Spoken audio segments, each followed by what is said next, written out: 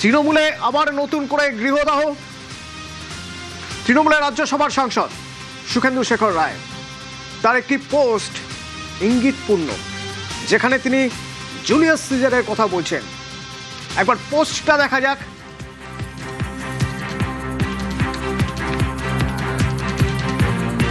যে পোস্ট জল্পনা বাড়াচ্ছে, তাহলে কি তৃণমূলে আরো গৃহদাহ? সুখে নেই সুখেন্দু শেখর। এই সেই পোস্ট, ভালো করে দেখা যাক কি লিখেছেন। যেখানে তিনি লিখছেন 44 খ্রিস্টপূর্বাব্দে আইটস অফ মার্চ বা মার্চের 15 তারিখে রোমান সম্রাট জুলিয়াস সিজারকে সেনেটে ছুরি মেরে হত্যা করা হয়। লিখছেন যে সেই সময়ের কথা টানছেন কেন? বলছেন যে রোমান পঞ্জিকা অনুযায়ী আইটস বলতে মার্চ বোঝায়, মে, জুলাই বা অক্টোবর মাসের 15 তারিখকে বোঝায়। কিন্তু আইটস অফ মের আগেই পশ্চিমবঙ্গের মানুষ এক অসহনীয় নৈরাজ্যের পরিস্থিতির অবসান ঘটিয়েছে। এই পোস্ট কেন? সুখে নেই সুখেন্দু শেখর। তিনি জুলিয়াস সিজারের কথা বলছেন, ব্রুটাসের কথা বলতে চাইছেন। তাহলে তৃণমূলের ব্রুটাস কে? সুখেন্দু শেখরের মতে তৃণমূলের ব্রুটাস কে? এক তীরেই কি তিনি দলনেত্রী আর সেনাপতিকে বিঁধছেন?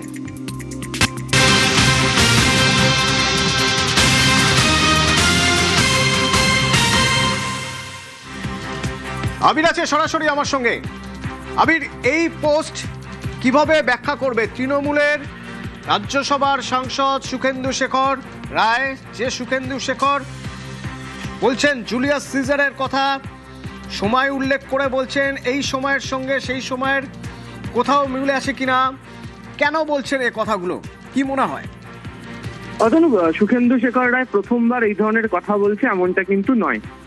তুমি আমি যদি একটু পিছিয়ে যাই, তাহলে তুমি মনে করো সেটা হচ্ছে আরজি কর ঘটনার সময়ও তৃণমূল কংগ্রেসের 2 রাজ্যসভার সাংসদ একসঙ্গে তোপ দিয়ে গেছিলেন। একজন ছিলেন হচ্ছে জহর সরকার, যিনি পরবর্তী সময় তিনি তার সাংসদ পদ থেকে ইস্তফা দেন, এবং অপরজন ছিলেন হচ্ছে সুখেন্দু শেখর রায়। সুখেন্দু শেখর রায় তিনি তার বাড়ির সামনে মনীষীদের মূর্তির নিচে তিনি অবস্থানে বসেছিলেন, এবং বিভিন্ন সময় জুড়ে যে আচরণ হয়েছিল, যে ধরনের ভূমিকা আইন শৃঙ্খলা ক্ষেত্রে পালন করা হয়েছিল, তা নিয়েও বারবার ধরে তিনি তোপ দিয়ে গেছিলেন।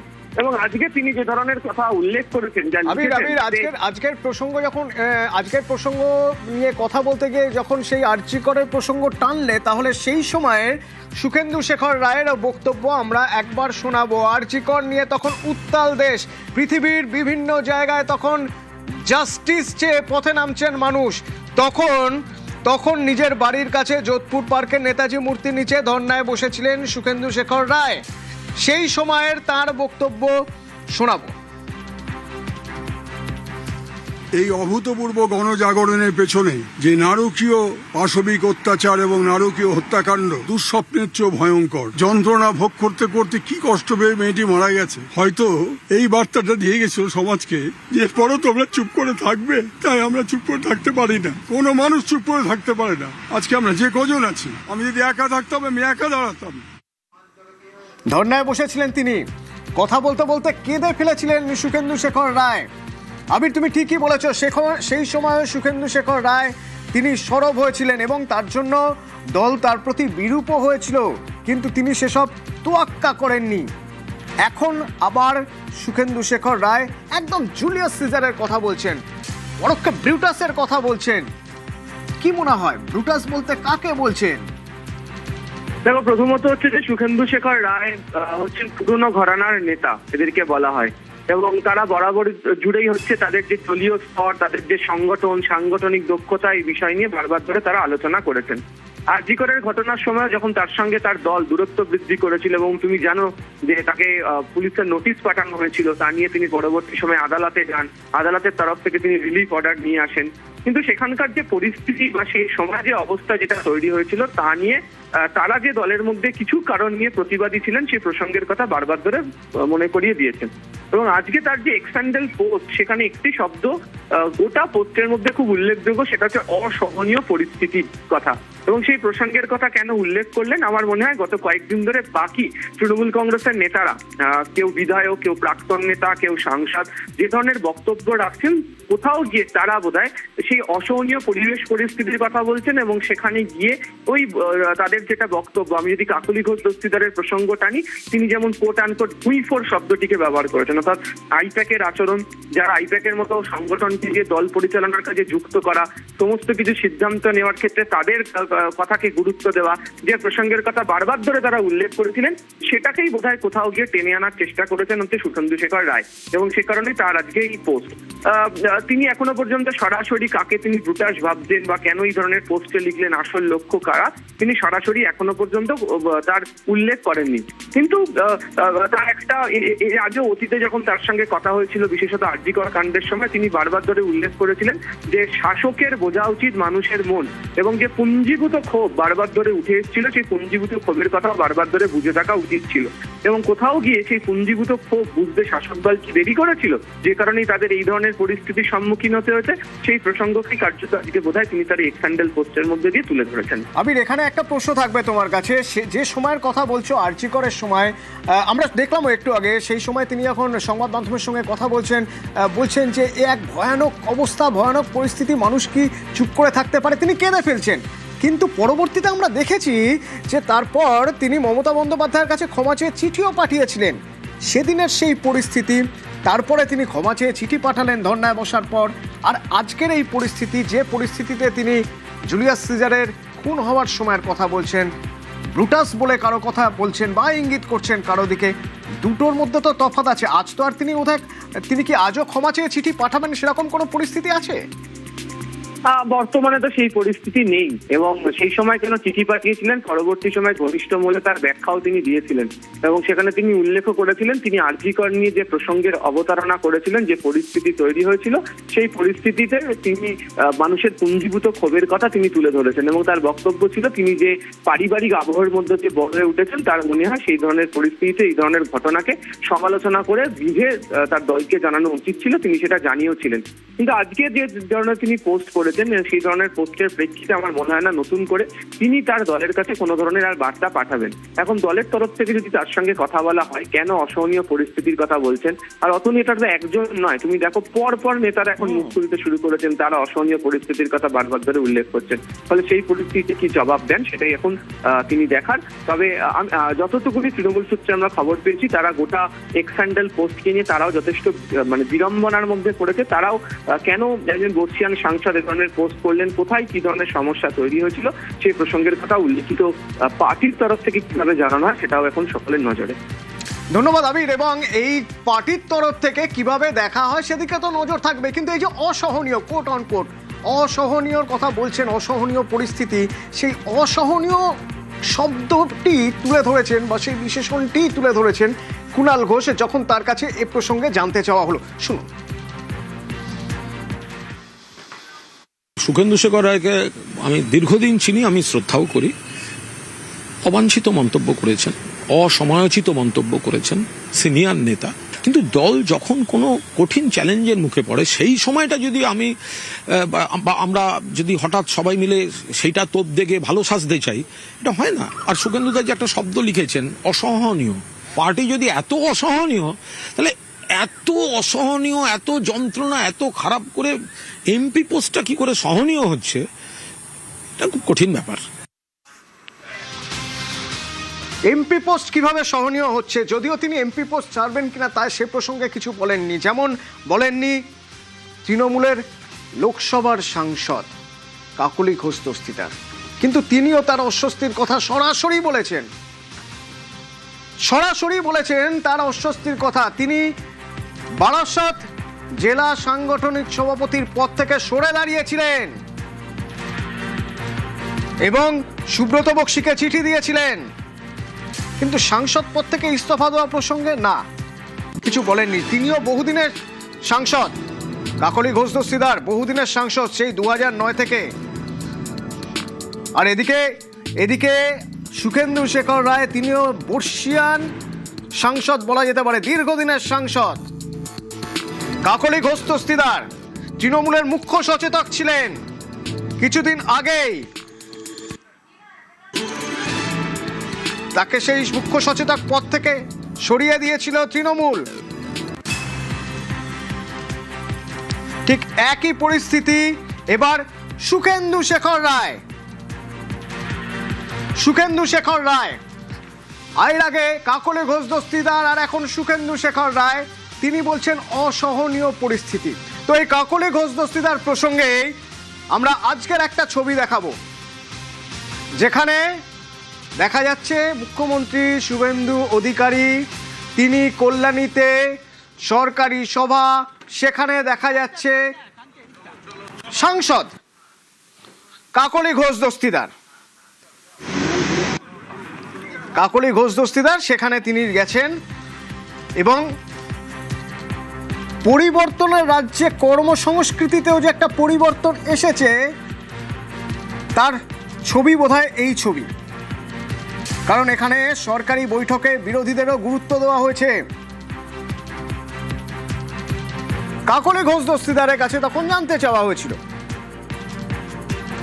কাকলি ঘোষ দস্তিদার কি বললেন তখন।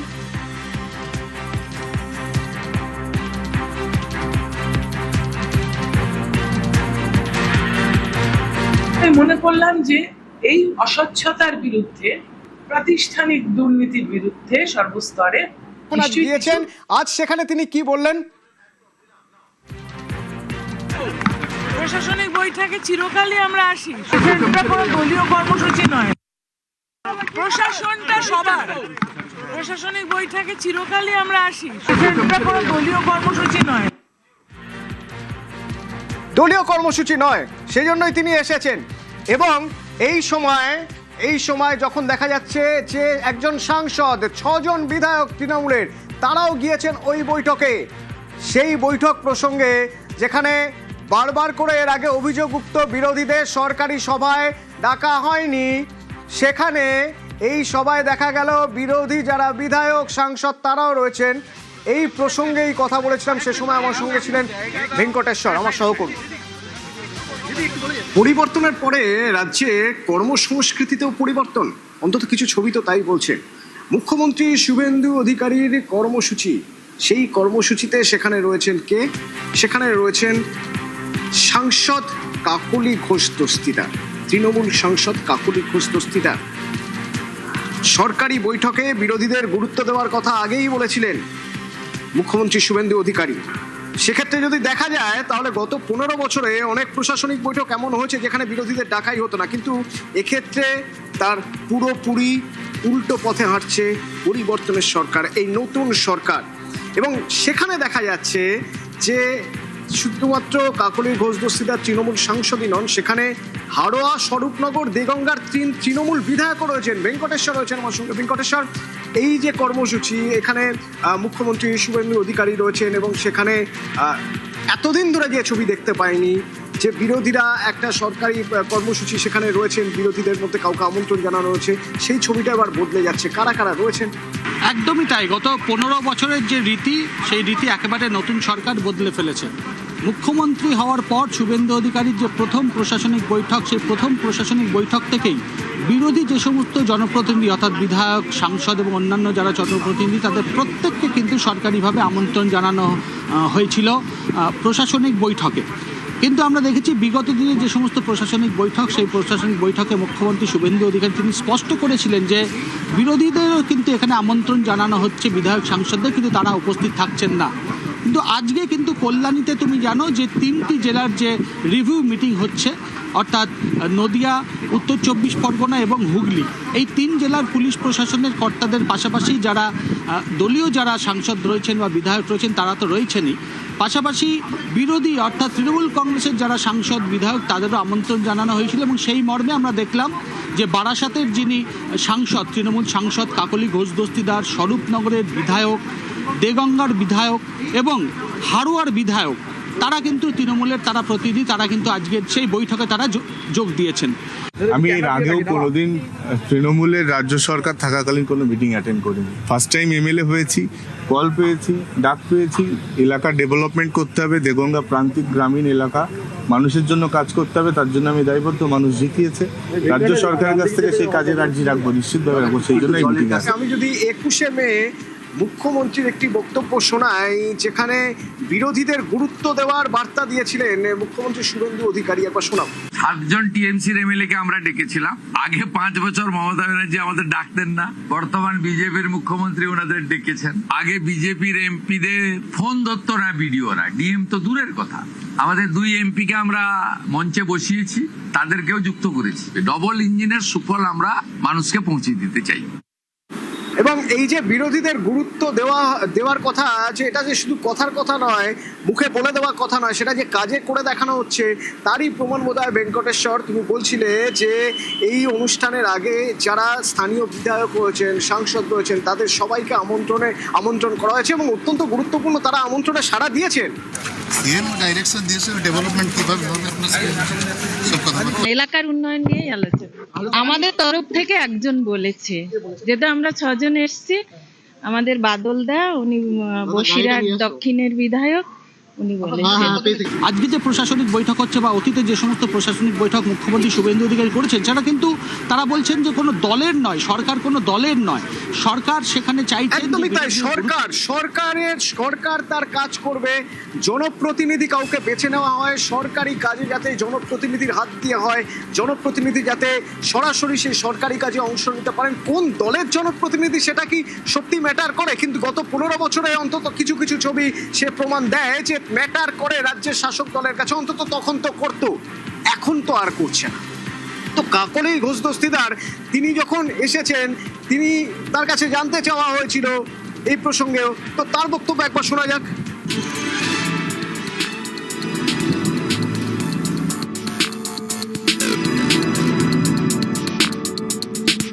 প্রশাসনটা সবার, প্রশাসনিক বৈঠকে চিরকালই আমরা আসি, এটা কোনো দলীয় কর্মসূচি নয়। আমার অপর সহকর্মী আবির আছে আমার সঙ্গে। আবির, প্রশাসনিক বৈঠকে তিনি এসেছেন, কাকলি ঘোষ দস্তিদার বলছেন, কিন্তু তৃণমূলের জন্য এটা কতটা অস্বস্তির? কারণ তৃণমূলের যে গৃহদাহ, সেই গৃহদাহর ছবি বেশ কয়েকদিন ধরে দেখা যাচ্ছে। শুরুটা যদি করতে হয় তাহলে করতে হবে লোকসভা চিফ হুইপ থেকে কাকলি ঘোষ দস্তিদারকে সরিয়ে দেওয়া, এবং তারপর শেষটা যদি বলতে হয় তাহলে যখন বারাসত জেলা সভাপতির পদ থেকে সরে দাঁড়ালেন কাকলি ঘোষ দস্তিদার, আঙুল তুললেন আইপ্যাকের দিকে, এবং তারপর কল্যাণ বন্দ্যোপাধ্যায়ের শুভেচ্ছা বার্তা, এগিয়ে চলার বার্তা, এইরকম একটা জায়গায় দাঁড়িয়ে কাকলি ঘোষ দস্তিদার যখন আজ মুখ্যমন্ত্রী শুভেন্দু অধিকারী রয়েছেন একটি সরকারি অনুষ্ঠানে, সেই অনুষ্ঠানে যোগ দিয়েছেন, তৃণমূলের জন্য এটা কতটা অস্বস্তি? গত 15 বছর ধরে প্রশাসনিক সংস্কৃতি কার্যত ছিল না। ঘনিষ্ঠ মহলে মেনে নিচ্ছেন তৃণমূল কংগ্রেসের একাধিক সাংসদ, বিধায়ক থেকে নেতা, তারা প্রত্যেকে। এবং তাদের বক্তব্য যে বিরোধীদেরকেও প্রশাসনিক বৈঠকে দেখে এই ধরনের গুরুত্ব দেওয়ার ছবি এর আগে অন্তত দেখতে পাওয়া যায়নি। যেটা দেখতে পাওয়া যাচ্ছে সেটাকে তারা সাধুবাদ জানাচ্ছেন।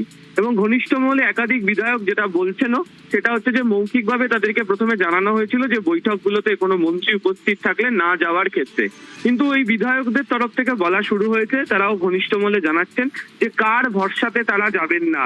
তাদের বক্তব্য যে তারা মানুষের ভোটে জিতে এসছেন। অবশ্যই তারা একটা রাজনৈতিক দলের প্রতিনিধি, কিন্তু ভোট তো পেয়েছেন মানুষের কাছ থেকে।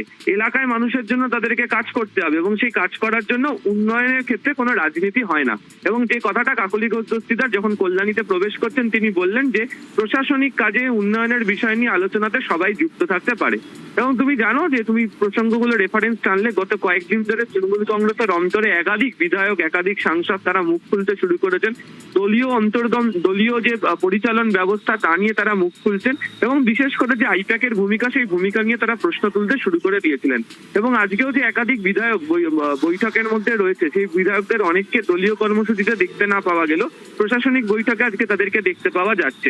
এমনকি বিধায়কদেরকে নিয়ে যে হোয়াটসঅ্যাপ গ্রুপ তৈরি হয়েছে, সেই গ্রুপে তো কোনো নির্দেশ দেওয়া হয়নি বলে তারা জানাচ্ছেন। এবং তাদের বক্তব্য যে মৌখিকভাবে তাদেরকে বলা হয়েছিল যারা যেন না যান, কিন্তু কেন তারা যাবেন না সেই প্রশ্ন তারা তুলতে শুরু করেছেন। ধন্যবাদ আবির। কারণ কোনো রাজনৈতিক কর্মসূচি হলে সেখানে যদি এরা যেতেন তাহলে সেটা নিয়ে কথা বলার জায়গা থাকতো, কিন্তু এরা তো জনপ্রতিনিধি। তো কাকলি ঘোষ দস্তিদারকেও যখন এই প্রসঙ্গে আজকে জানতে চাওয়া হয়েছিল কল্যাণীতে ঢোকার সময়, তিনি কি বলছেন আরো একবার শোনাবো আপনাকে। প্রশাসনটা সবার, প্রশাসনিক বৈঠকে চিরকালই আমরা আসি, এটা কোনো দলীয় কর্মসূচি নয়। আর এইখানেই কোথাও একটা আক্ষেপের জায়গা থেকে যায় ভারতীয় জনতা পার্টিরও।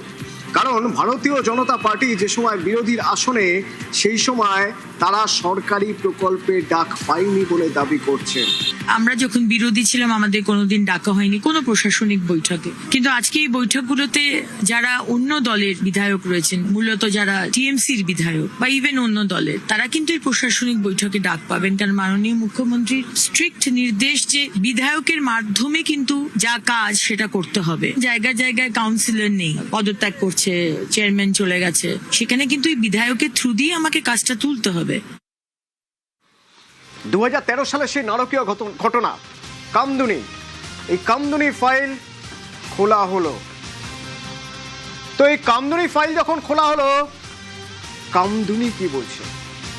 আমার সঙ্গে সরাসরি অভিজিৎ রয়েছে। অভিজিৎ, আজ দিনভর তুমি কামদুনির মানুষদের সঙ্গে কথা বলেছো, তার আত্মীয়দের সঙ্গে, সেদিন সেই নির্যাতিতার তার আত্মীয়দের সঙ্গে কথা বলেছো, কি বলছে কামদুনি?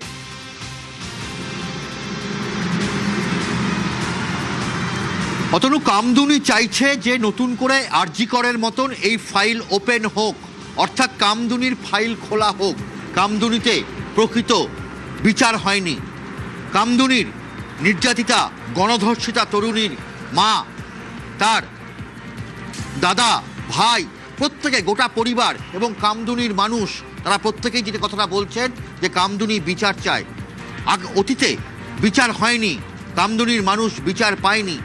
যেভাবে 2013 7ই জুন যে ঘটনা ঘটেছিল, বর্বরচিত যে ঘটনা, সেই ঘটনায় যারা প্রকৃত দোষী তারা শাস্তি পায়নি। ফলে এবং যারা দোষী ছিল তারা গত সরকারে যারা শাসক দলে ছিল সেই তৃণমূল কংগ্রেসের সমর্থক ছিল বলে তাদেরকে আড়াল করা হয়েছে, এমন অভিযোগও করেছেন কামদুনির নির্যাতিতা তরুণীর মা। এবং একই সঙ্গে কামদুনির মানুষ যারা আন্দোলনের মুখ ছিলেন, মৌসুমী কয়াল, টুম্পা কয়াল, প্রত্যেকেই এক বাক্যে বলছেন যে গত সরকারের সময় বিভিন্ন সাক্ষ্য প্রমাণ ধামাচাপা দেওয়া হয়েছে, আইনি সহায়তা করা হয়নি, বরং তৎকালীন বিরোধী দলনেতা শুভেন্দু অধিকারী তাদেরকে সুপ্রিম কোর্টের আইনি সহায়তা দিয়েছেন। এবং আগামী দিনে এই সরকারের কাছে যদি কামদুনির ফাইল খোলা হয় তাতে অনেক আশা প্রত্যাশা রয়েছে। এবং কামদুনির নির্যাতিতা তরুণীর পরিবার থেকে শুরু করে কামদুনির গ্রামবাসীরা, তারা প্রত্যেকেই বলছেন যে আরজি করের ফাইল যেমন খোলা হয়েছে, সেভাবেই খোলা হোক। ওই নির্যাতিতা, অত্যাচারিতা, যার উপর অত্যাচার হয়েছিল, নির্যাতন করা হয়েছিল, তার দাদার বক্তব্য শুনবো আজ, কি বলছেন তিনি।